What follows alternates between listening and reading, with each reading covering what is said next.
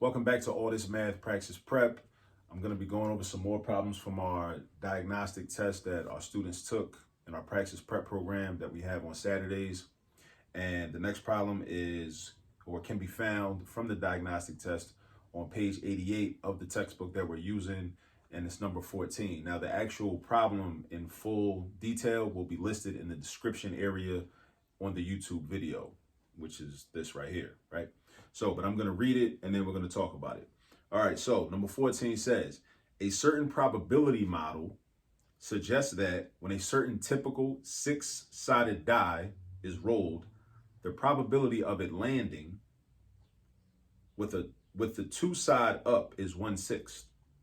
Select all of the following statements that are true. Answer choice A says it is possible to roll 10 consecutive twos. Choice B says it is impossible to roll the die 50 times and get only 3 twos.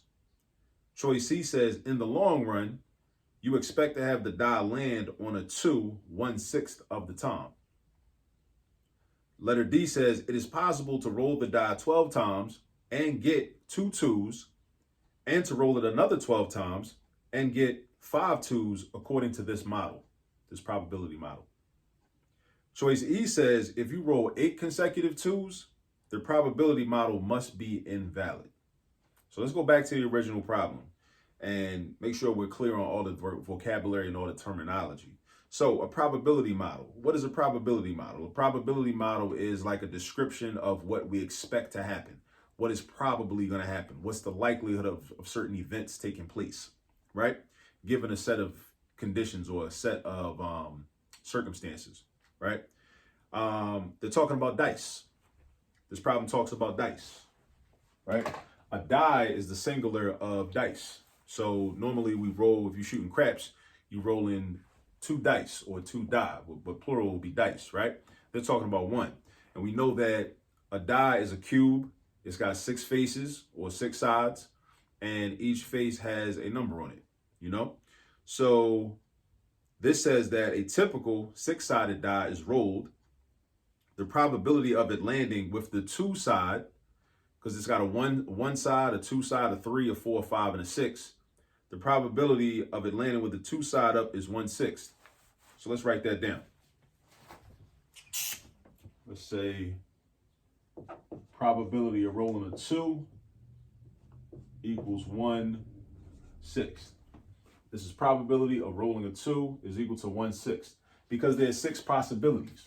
6 possibilities altogether. That's why our denominator is a 6.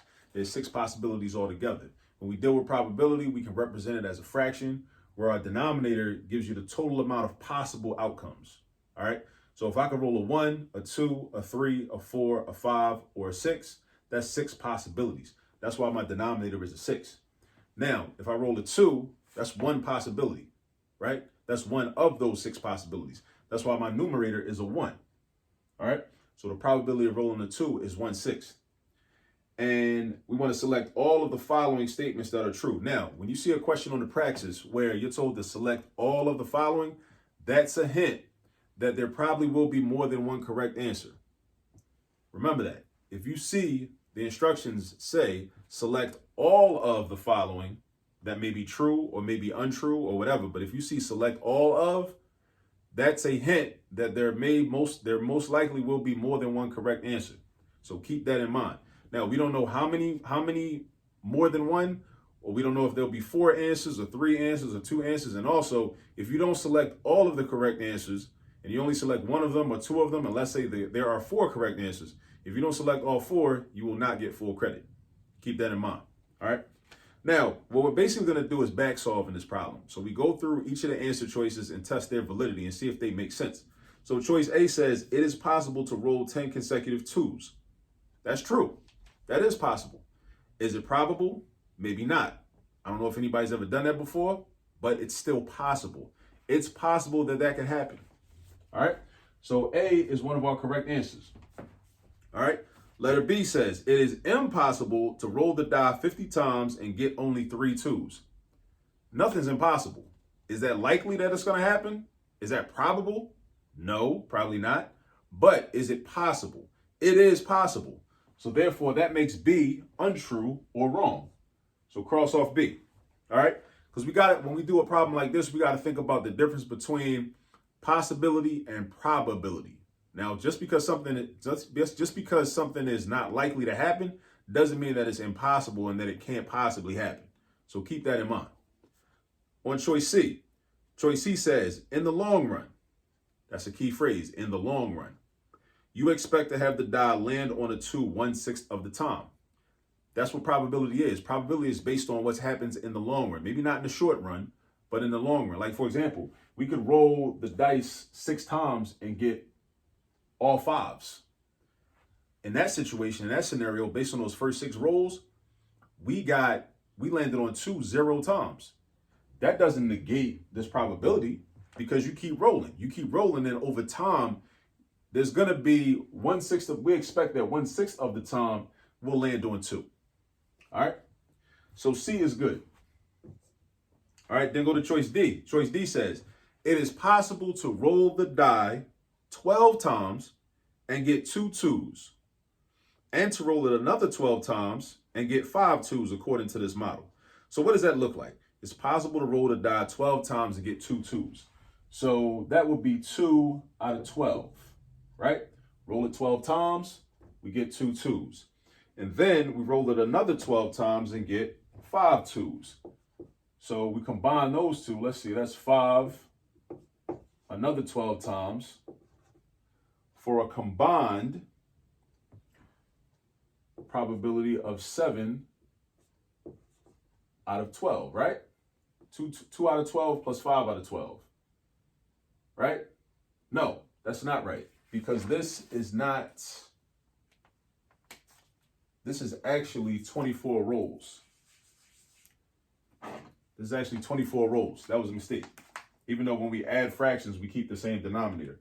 But in this situation, we need to add the denominators together to show that there were 24 rolls altogether. There were 24 rolls altogether, right? So actually what I should have did was this. I should have wrote it this way. Watch this. 12 plus 12 over 2 plus 5. That's how I should have wrote it. I wrote it incorrectly. That's why I did the math correctly based on how I had it written, but I didn't write it correctly. So that's why I didn't end up with 7 out of 24. Now, the question is 7 out of 24 equivalent to 1 out of 6? 7 out of 24 is a little bit more than 1 out of 6, all right? 1 out of 6 is like about 17%, roughly. And 7 out of 24 is a little less than 33%. So let's say around 31%, because I know 8 out of 24 is 1/3. 8 out of 24 is 1/3, and 1/3 is 33.3333 repeating percent. So I know that's a little less. So you might say, well, 31% is not the same as 17%. So therefore, why is choice D a good answer? Or could choice D not be a good answer? And according to this model, again, this model is about the long run, right? 24 rolls is not the long run, right? 250 rolls is the long run. 2,000 rolls is the long run. Just because after 24 rolls, you have a 31% rate of rolling the 2, and based upon your probability model, it should be a 17% rate of rolling the 2, doesn't mean that that's not valid, all right? Because again, you got to think, it's about the long run, not the short run, but the long run, all right? So D is good, all right? Now, choice E, last but not least, it says, if you roll 8 consecutive 2s, the probability model must be invalid. And again, we're talking about the long run.